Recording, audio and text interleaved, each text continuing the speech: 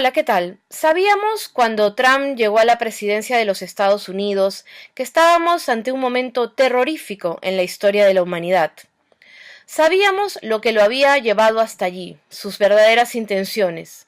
Y también sabemos cómo funciona la política bélica de los Estados Unidos con el resto del mundo, puro continuismo. Las guerras a veces suceden demasiado lejos de nosotros y nuestros propios problemas eclipsan los de los demás, a veces muchísimo más graves.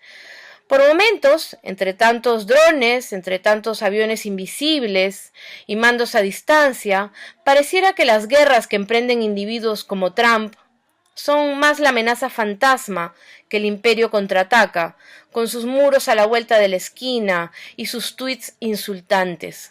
Pero de vez en cuando el peligro se hace carne.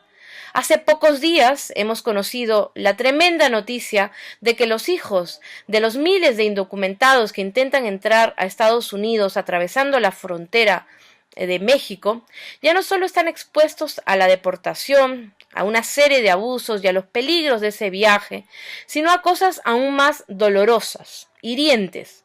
Ahora los migrantes deben enfrentar, a su llegada, un proceso penal que incluye la separación de sus propios hijos hasta que el caso se resuelva.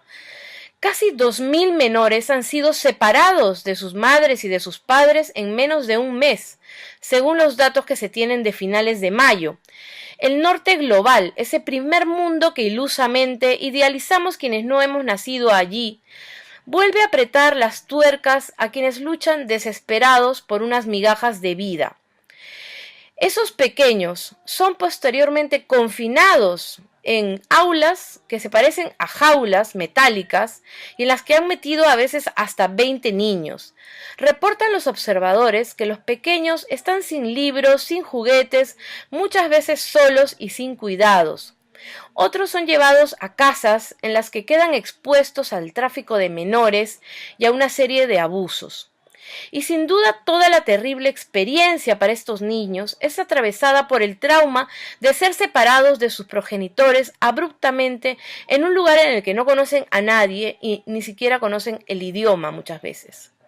Mientras a sus padres les dicen tu familia ya no existe más. Trump ha querido desvincular estos hechos con el arranque de su llamada política de tolerancia cero contra la migración, una de sus bases electorales.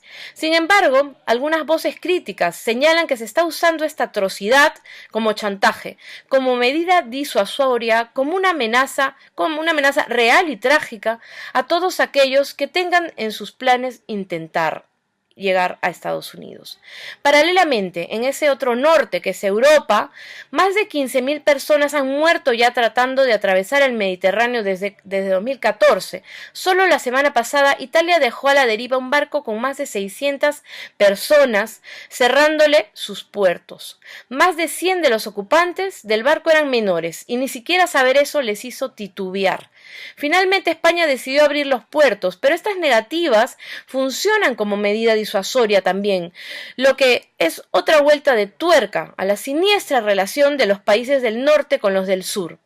De ese sur que tiene que huir precisamente a causa del imperialismo de los primeros, de las políticas económicas de explotación y saqueo, y de las consecuencias de los abusos históricos contra sus poblaciones y culturas. El río de migraciones no se detiene. Las fronteras nunca tienen suficientes muros, ni las suficientes cuchillas, ni los suficientes policías para detener la lucha por una vida mejor de esta gente y una vida mejor también para sus hijos.